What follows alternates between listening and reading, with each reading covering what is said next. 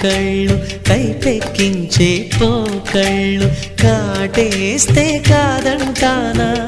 ఇప్పుడైనా వయసేమైనా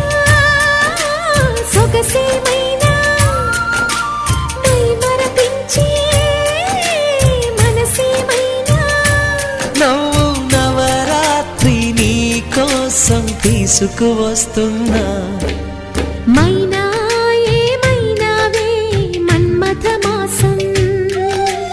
అయినా ఎంతైనా ఇది మెత్తని మోసం